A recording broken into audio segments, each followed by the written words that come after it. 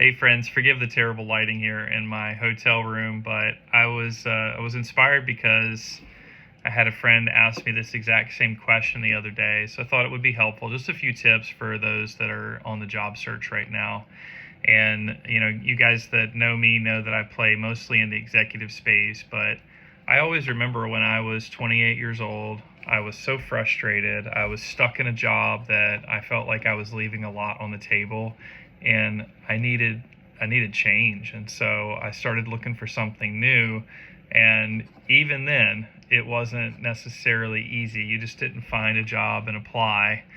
Although you could do that then, today it seems almost impossible to get traction that way. And one of my really good friends recently approached me and said, "Hey, like, I'm banging my head against the wall. I'm applying to jobs all over LinkedIn. I'm not seeing any traction. Like, should I write a cover letter? Should I use AI to, change my resume?" And I just said, man, if I'm being honest with you, like, I'm not really seeing people get traction with any of that stuff. And I'm not here to put down ATSs or AI or any of that. That all has a place and a purpose. But I think if we're being honest with each other, you guys are probably feeling the same thing. It's like you can apply to 100 jobs and maybe you get one interview. Like, it's just crazy out there. So I'm sharing this because I know there's probably a lot of you out there that are struggling with it, and I hope it helps. So, and great follow, by the way, is a friend of mine, Gaurav Villani. I'll post a link to his name in this. Gaurav and I worked together at North Highland years ago. Just a great individual, great person. Absolutely, just skip this video and follow his content because he is an expert in this. But just a few tips from me about this.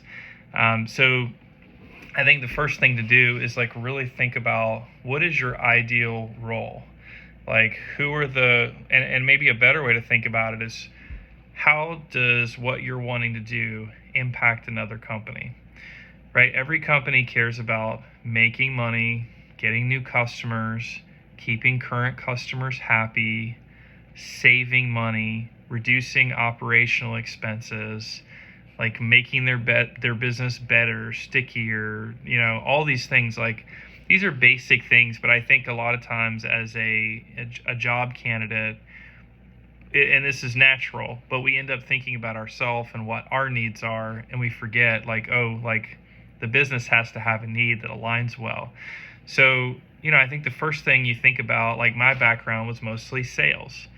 So how did I help a company? By getting in and bringing new client relationships, getting in and bringing new revenue, right? That's a very obvious one.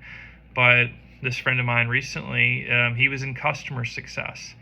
Okay, every company wants to make sure that their customers are happy, that they're fully utilizing their products or services, right? That's really important. So figuring out how to quantify, like, what is the ROI of the work that you do?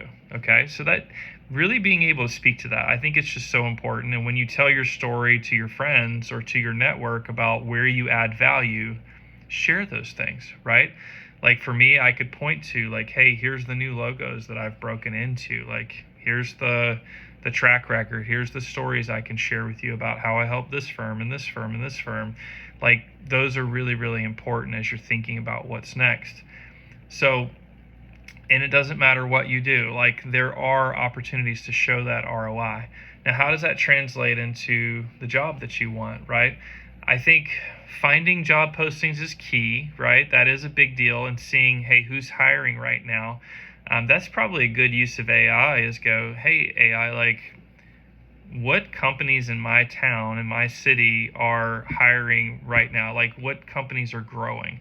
It's very hard to go into a company that is losing ground and try to get a job there, right? If companies are growing, they're making investments, they're hiring new people, those are your best targets. Now, depending on your job, like, if you're an expert at reducing expenses, maybe it would be helpful to look at the other type of companies. But I think, go where the fishing is good, so to speak. So from there, you figure out, okay, who's hiring.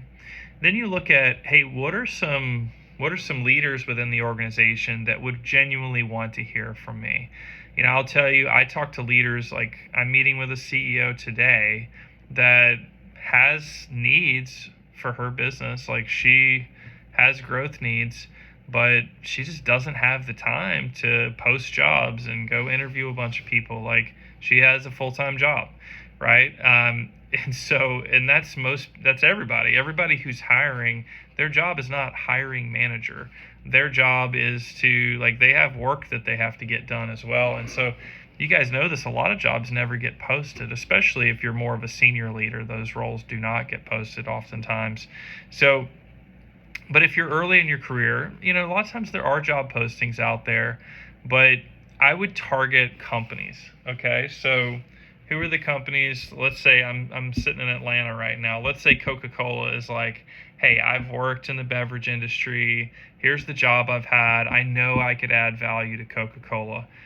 Well, who would be a leader potentially at Coca-Cola? Like, is it a director that is, like, let's say you're an event planner and you've done events for, other Fortune 100 companies, and you're looking for a new role. Like, who is the director who's responsible for event planning at Coca-Cola? Okay, how do I get connected to that person? Again, if you're early career, you might not have a good second degree connection. So then the question, I hear this question a lot, should I send them a message with a LinkedIn invite?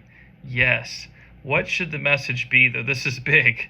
People use AI for this. Please, I just would implore you, use AI for ideas. That's fine. But if you can't make a compelling statement in 2 or 3 sentences, don't send a message. Do not send an AI generated message to a director at Coca-Cola or whatever your target companies are. Send a message and go, hey Bob, I noticed you played soccer in college too. We have that in common. Hey, I'm reaching out because here's my skill set. Here's the ways I can add value. And I just wanted to make you aware that I'm starting to look at new roles in case something pops up on your team. If I'm Bob and I get a message like that, I'm going, oh, that's cool. This guy, we both played soccer in college. That's awesome. And I didn't play soccer in college for those curious. But, hey, we both played soccer in college. You know what? I don't need help right now. But, maybe in 3 months, or if somebody gets promoted or somebody leaves my team, now I've got this person, Jim, who's available. And I just think, if you do that more, again, I'm not saying don't do the 100 applications, but I feel like you could do 10 of those and get as much traction or more.